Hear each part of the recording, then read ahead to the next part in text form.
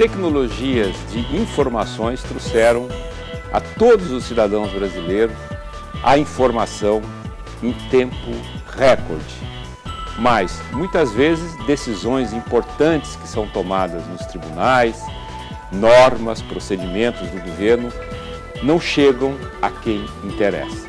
Hoje, para falarmos sobre decisões do judiciário, normas jurídicas relacionadas ao trabalhador rural e ao empregador rural, nós convidamos a advogada Carolina Esvízero Alves. Ela é do Escritório de Advocacia Advogados Associados. Carolina, obrigado por tua presença aqui nos estúdios do Canal Rural. Muito obrigada, Miguel. Olá a todos do Canal Rural. Carolina, recentemente teve uma decisão de uma das câmaras do Tribunal de Justiça a respeito do salário e educação relacionado ao produtor rural. Você podia falar para a gente o que significa isso e o que o produtor rural tem que ficar atento? É claro.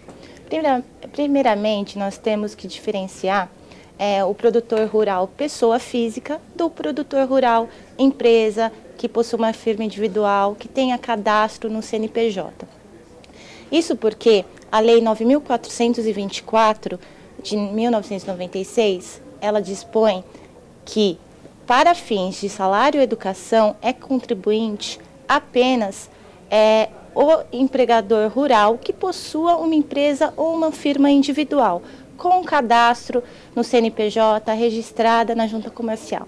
Assim, o entendimento jurisprudencial majoritário é no sentido de que o produtor rural é pessoa física, mesmo que empregador, mesmo que possua mão de obra terceirizada, ele não é contribuinte do salário educação. Ele não é obrigado a... Não é obrigado a recolher. Apesar que a Fazenda Nacional ela vem exigindo e vem cobrando o salário de educação mesmo dos produtores rurais, pessoa física, né? Então, resta apenas ao produtor rural, infelizmente, se resguardar no judiciário. Não tem outra... E o que ele tem que fazer, Carolina? Ele tem que entrar com uma medida? Como chama essa medida? Ele tem que entrar com uma ação visando a desobrigá-lo ao recolhimento. E se ele sofrer uma autuação, entrar com a defesa no sentido de que ele não é contribuinte do salário educação. E isso já é uma decisão final ou ainda tem algum recurso mais que poderá ser julgado e isso voltar atrás? O entendimento majoritário, quando a gente fala em entendimento, significa que grande parte das decisões tendem a ter o mesmo sentido, né? Obviamente pode ter decisões contrárias, pode ter outras linhas de pensamento, mas eu acredito que a lei é muito clara nesse sentido e que aquele que se sentir lesado, que se sentir obrigado a recolher aquilo que não lhe é imputado na lei, tem de recorrer sim ao judiciário, tem que entrar com a ação sim. Tá, então, para a gente deixar esse assunto claro, hoje o produtor rural, ele não está obrigado ao recolhimento do salário de educação por questões legais, é isso? Deixa eu frisar novamente, apenas o produtor rural, pessoa física. Tá. Aquele que possui uma empresa, que possui o cadastro no CNPJ, ele é sim um contribuinte do salário de educação. Por que essa diferença? Eu não entendi. Essa diferença tem a ver com algum conceito jurídico, não? A própria lei, ela define que o contribuinte é empresa ou firma individual. Entretanto, a Fazenda e os órgãos arrecadatórios, se aproveitando disso, eles estão cobrando de todos os produtores rurais. Então, se você é produtor rural, pessoa física, e você tem empregados, eles estão exigindo que você recolha o salário educação também. E isso é o que estamos brigando no judiciário, isso é o que leva a essa jurisprudência dominante. Quer dizer, a pessoa física, ela não está sujeita a essa contribuição. Não está sujeita a recolhimento. Mas, no entanto, muitos produtores são multados, cobrados, em função de não recolher o salário de educação nessas condições. São multados, cobrados e, muitas vezes, sujeitos de execução fiscal também. Nossa, que... Já não chega às outras execuções, né, de dívida... de máquina, de seguro, então agora tem mais essa também. Na verdade, essa cobrança ela já vem sendo exigida há muito tempo, ela não é uma inovação. A inovação é que a jurisprudência realmente está se delimitando no sentido de que não se pode cobrar isso do produtor rural pessoa física. Perfeito. Então, Carolina, eu acho que para os nossos amigos produtores ficou claro, né, essa explanação da doutora Carolina. Agora nós vamos falar um pouquinho também de alguns aspectos legais do trabalho no campo. Como funciona, Carolina, de uma forma assim bem simples, não precisa entrar muito em detalhes, a relação trabalhista do produtor rural com o seu empregado?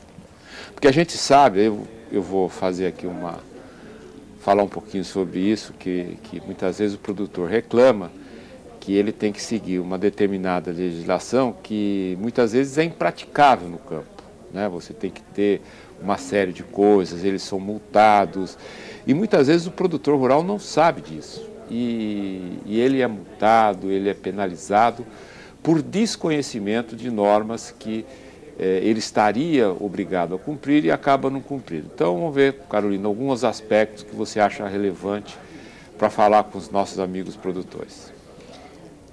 Bom, é um tema um pouco delicado, tendo em vista que a legislação trabalhista ainda, ela realmente é dificilmente aplicada não só para os produtores rurais, mas eu diria que é muito difícil você respeitar a legislação trabalhista como empregador, sendo rural ou urbano. Isso daí não tem muita diferença, não.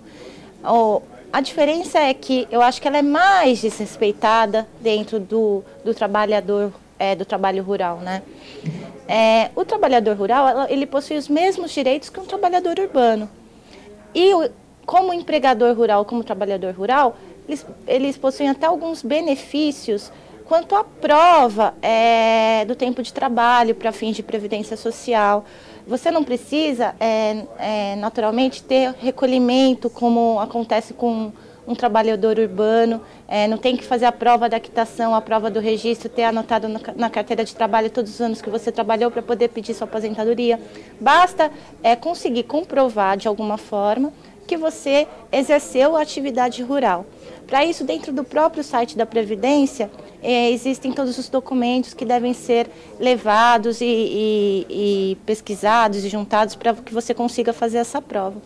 Mas o trabalhador rural, ele tem direito à aposentadoria por invalidez, ele tem direito ao auxílio-doença e muitas vezes ele não sabe que tem esse direito, né? Ele acha que por ele não ter o registro na carteira ou por ele não ter uma comprovação, ele não tem esses direitos e tem. Quer dizer, independente do registro na carteira, o trabalhador tem esse direito. É um benefício que a lei dá para o trabalhador rural, que basta que ele prove o tempo que ele é trabalhador rural e para isso tem uma série de documentos, que ele vai ter o mesmo direito daquele trabalhador que foi registrado. Agora, Carolina, quando você tem, por exemplo, uma família, você tem aí o marido, que é o produtor, hoje o Brasil tem 4,5 milhões de pequenas propriedades que é a agricultura familiar. São famílias que trabalham na produção agrícola. Se você tem o marido, tem a mulher, tem os filhos, como funciona a relação dessas pessoas dentro de uma atividade rural? Eles também teriam direito, os filhos, a esposa, ou só o cabeça do casal? Não, todos eles, provando que desenvolvem atividade rural, que trabalham na propriedade, fazem parte da cadeia produtiva, todos eles têm direito. Não é só o dono da propriedade ou só o pai da família, não. Quer dizer, se o filho quiser entrar com uma ação contra o pai, então pode entrar. Eu não aconselharia. Eu acho que o vínculo familiar ele é muito maior do que qualquer dinheiro que venha se ganhar numa ação, né? Entretanto, poderia sim entrar, como poderia se considerar que ali são todos sócios, depende da relação que se institui realmente. Perfeito. Carolina, nós vamos para um rápido intervalo e já voltamos. Eu estou conversando com Carolina Esvizeiro Alves, né? Ela é diretora do escritório de advogados associado Esvizeiro Alves. Bom, vocês puderam observar que a relação trabalhista ela é bastante complicada e no campo ainda mais. Fique aí que no segundo bloco tem mais conversas sobre o assunto. Nós já voltamos.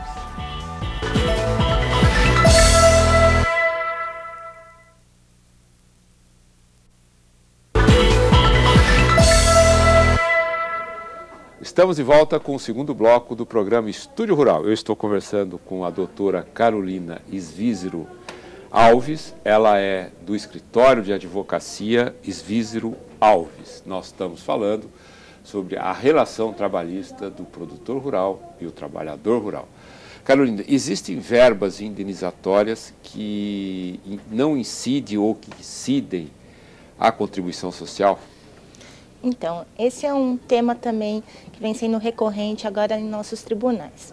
Ocorre o seguinte, hoje a contribuição previdenciária, o INSS, ele vem sendo cobrado de verbas que os juristas ou a doutrina entendem que não tem caráter salarial. Então, não deveria ter incidência do INSS sobre essas verbas. Dá um exemplo para nós de uma... Por exemplo, uma verba que é extremamente salarial é o salário. O salário que você trabalha, em função do seu trabalho, você recebe a sua remuneração, que é o salário.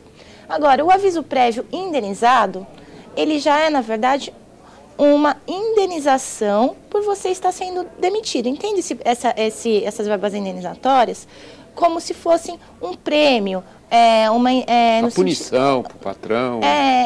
Exatamente, uma indenização para o empregado. Então, tudo aquilo que tem caráter indenizatório, que é como se fosse um plus, um êxito sobre aquela verba, é entendido como verba indenizatória. Isso a gente pode citar o aviso prévio indenizado, pode citar, dentro das férias, tem aquele 1/3 de férias, que é o terço constitucional. As férias, ela é derivada do labor. Agora, o terço de férias não é, ele é indenizatório. Então, sobre o terço de férias, não deveria incidir o INSS. Essa é outra discussão. O auxílio-doença, ele não é derivado do seu trabalho. Ele realmente é um benefício concedido pela própria Previdência Social. Então, aqueles 15 primeiros dias que o empregador é o responsável pelo pagamento, não deveria incidir também o INSS sobre isso. Por quê? Porque você não está trabalhando para receber aquilo. Na verdade, é um benefício legal, um benefício que a Previdência paga, que você tem o direito, mesmo doente, de receber. Então, todas essas verbas que não estão estritamente ligadas, ou não há uma contrapartida direta da prestação do serviço, ou seja, do labor, existe essa discussão que elas não deveriam ter incidência de INSS. O aviso prévio e o auxílio-doença, o auxílio-maternidade, eles já estão pacificados na jurisprudência que não deveria incidir. Então, mas esse critério serve para tudo, o trabalhador urbano e o rural também? Servem para todos os trabalhadores, bem como está sendo exigido de todos os trabalhadores o recolhimento. E como é que está essa briga? As pessoas têm pago, as empresas, os patrões estão pagando, não estão pagando, entram com mandato de segurança? Então, tem que entrar com a ação, infelizmente. Se você não entrar com a ação, você não vai estar resguardado contra o não recolhimento dessas verbas. Isso porque eles exigem, independente se é devido ou se não é devido. Agora, com relação à aposentadoria, o trabalhador rural tem o direito à aposentadoria, isso é evidente. O trabalhador rural, muitas vezes, ele tem um benefício que ele não contribuiu, mas tem direito a essa aposentadoria. Isso não existe dúvidas em relação a isso, ou existe? Não existe dúvidas. Isso a própria legislação previdenciária, ela já estipula que basta o trabalhador rural provar o exercício da atividade rural, o tempo de exercício dessa atividade, que ele terá direito à aposentadoria. Inclusive, o tempo dele é menor do que o tempo do trabalhador urbano, porque o trabalho rural ele tende a ser muito mais desgastante fisicamente do que do trabalhador urbano. Quer dizer que ele tem um tempo menor de contribuição. Como se fosse uma contribuição, porque na verdade ele nem precisa contribuir efetivamente para ter o direito à aposentadoria. Basta provar o exercício da atividade durante o período exigido pela Previdência. Pela tua experiência, a experiência do teu escritório, como que você vê a evolução hoje da relação trabalho-patrão? Ainda sobre a base de uma lei bastante antiga, né, da época do Getúlio Vargas, que foi se adaptando. Como você vê essa lei? Você acha que essa lei é boa, precisa mudar, precisa ser reformada? Como que você vê pela tua experiência?